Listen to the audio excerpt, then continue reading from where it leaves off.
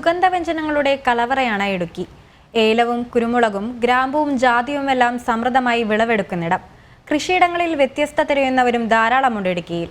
അങ്ങനെയുള്ള ഒരു കർഷകന്റെ കൃഷിയിടം ഒന്ന് കണ്ടുവരാം. ഞാനിപ്പോഴുള്ളത് ഒരു ആപ്പിൾ തോട്ടത്തിലാണ്.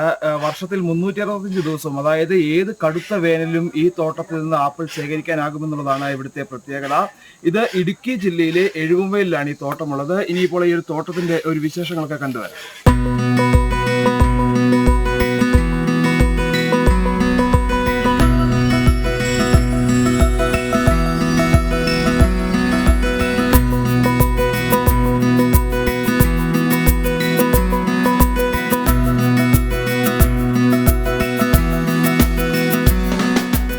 ശൈത്യമേഖലയിൽ ഉണ്ടാകുന്ന ആപ്പിൾ നമ്മുടെ നാട്ടിലുണ്ടാകുമോ?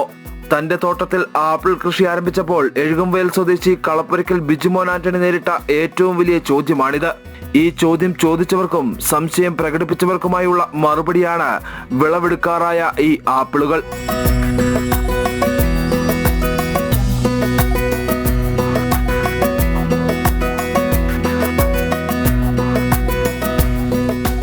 എൻ്റെ ഇഷ്ടത്തിന് ആപ്പിൾ കൃഷി ചെയ്തു. പക്ഷേ ആപ്പിൾ കൃഷി ചെയ്ത് 5 മാസം കൊണ്ട് കായ്ച്ചു. അപ്പോൾ ഞാൻ കേരളത്തോട് യൂട്യൂബിലൂടെ പറഞ്ഞു, നിങ്ങൾ ആപ്പിൾ കായ്ക്കും എന്ന് പറഞ്ഞപ്പോൾ ഒത്തിരിയേറെ പ്രശ്നങ്ങളുണ്ടായി അതിനകത്ത്. കേരളത്തിൽ കായ്ക്കുമല്ലെന്ന്. ഇപ്പോൾ 1.5 വർഷം കൊണ്ട് കേരളത്തിൽ അനേക സ്ഥലത്ത് കായ്ച്ച വീഡിയോ ഞങ്ങൾ തന്നെ യൂട്യൂബ് ചാനലിൽ കൂടെ ഇട്ടു. ഇപ്പോൾ ഇത് നിങ്ങളുടെ മുന്നിലേക്ക് കായ്ച്ചു നിൽക്കുന്ന ഇന്ത്യയിൽ അപൂർവമായി കാണുന്ന റെഡ് ലവ് എന്ന് പറയുന്ന വെറൈറ്റീസാണ്. ഇവിടെ ഏകദേശം 25ഓളം വെറൈറ്റീസ് ഞങ്ങളിപ്പോൾ ചെയ്യുന്നുണ്ട്. എല്ലായിടത്തേക്കും DTDC അതര കൊറിയർ വഴി എല്ലായിടത്തേക്കും പ്ലാന്റുകൾ ചെയ്യുന്നുണ്ട്. അതുമാത്രമല്ല, എക്സോട്ടിക്കൽ ഫ്രൂട്ട്സിൻ്റെ വലിയ ശേഖരം. ഇപ്പം നമ്മുടെ പുതിയ കൃഷി മക്കഡാമിയ നട്ട്, ലോകത്തിലെ ഏറ്റവും വില കൂടിയ നട്ടായ മക്കഡാമിയ നട്ടിലേക്ക് ഞങ്ങൾ കടന്നിട്ടുണ്ട്. A-Z മേഖലയിലും മിറാക്കിൾ ഫാം കടന്നു വന്നിട്ടുണ്ട്. സാധാരണ മെയ് മാസം മുതൽ ആഗസ്റ്റ് മാസം വരെയാണ് ആപ്പിളിന്റെ സീസൺ. പക്ഷേ 45 ഡിഗ്രി ചൂടിൽ 365 ദിവസവും ബിജുവിന്റെ മിറാക്കിൾ ഫാമിൽ ആപ്പിൾ ചെടികൾ കായ്കൾ നൽകും. ട്രോപ്പിക്കൽ സ്വീറ്റ്, സമ്മർ സോൺ, അന്ന, ഡോർസെറ്റ് ഗോൾഡൻ എന്നിവയാണ് ആപ്പിളിലെ വെറൈറ്റികൾ. രാജ്യത്തിന്റെ വിവിധയിടങ്ങളിലേക്ക് ഇവിടെ നിന്നും ആപ്പിൾ ചെടികൾ കയറ്റി അയക്കുന്നുമുണ്ട്. ചിട്ടയാർന്നതും ലളിതവുമായ പരിപാലനത്തിലൂടെ മികച്ച വിളവ് ആപ്പിൾ കൃഷിയിൽ നിന്നും നേടാനാകുമെന്നാണ് ബിജുവിന്റെ പക്ഷം. പിന്നെ ഞങ്ങളിപ്പോൾ എയർപോർട്ട് എന്ന് പറയുന്ന പോർട്ട് ഞങ്ങളൊരു ചട്ടി ഡെവലപ്പ് ചെയ്തിട്ടുണ്ട്.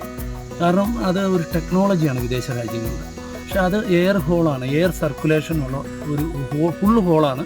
മാത്രമല്ല അതൊരു ടെക്നോളജിയാണ്. ആ ടെക്നോളജി ഉപയോഗിക്കുമ്പോൾ സംഭവിക്കുന്നത് ഈ റൂട്ട് പ്രൂണിങ് നടക്കും. എന്ന് പറഞ്ഞാൽ വേരുകൾ ഡീഹൈഡ്രേഷൻ, നിർജ്ജലീകരണത്തിലൂടെ കട്ടായിക്കൊണ്ട് പുതിയ മൾട്ടി റൂട്ടുകൾ ഉണ്ടാവും. സൂക്ഷ്മജീവികൾ അതിനകത്ത് പെരുകും.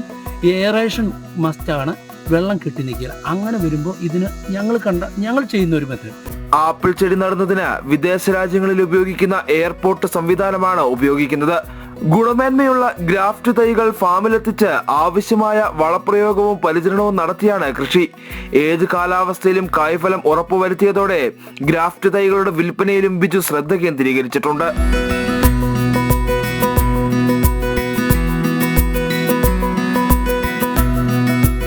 ആപ്പിളിന് പുറമെ ഓറഞ്ചിന്റെ വെറൈറ്റികളും അനാർ, കിവി, ചെറി, മുന്തിരി, പേര, പ്ലം, പീച്ച്, പിയർ, അത്തി, ആപ്രിക്കോട്ട്, റോയൽ ഹെവൻ തുടങ്ങിയ പഴവർഗ്ഗങ്ങളുടെ വലിയ ശേഖരവും മിറാക്കിൾ ഫാമിലുണ്ട്.